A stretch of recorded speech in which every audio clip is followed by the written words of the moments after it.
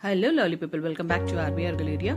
In today's video we are going to learn how to draw a tree with oil pastels and give foliage also with oil pastels, but this will have a little bit of clear leaves in this. Okay, so for this I'm just outlining everything with the pencil. I have drawn a straight line, straight standing line, and then I'm drawing some curves where I want the leaves or branches to be coming out.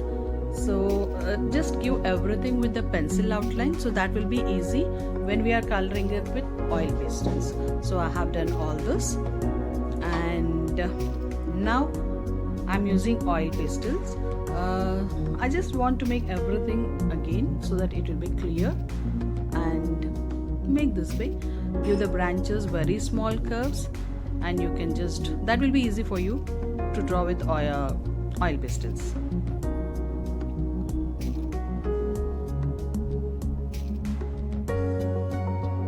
Give everything in curves. Okay, once this is done, now I'm using Camel 50 shades oil pastels.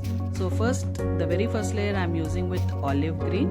You can use any brand, but see that it is olive green, and give everything the shape according to the pencil marks we have given. You can just extend a little bit and make the area a little bit bushy.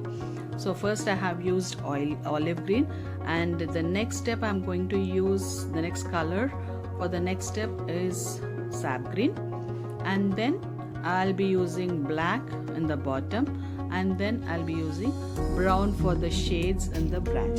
So I have colored even the trunk of the tree with olive green first. I just gave straight lines. Okay, I didn't do it in slipping lines or cross lines, slanting lines. It is everything straight. And once this is done, just blend everything with your finger in straight manner. See the way I'm doing now. So the second layer I'm adding with sap green.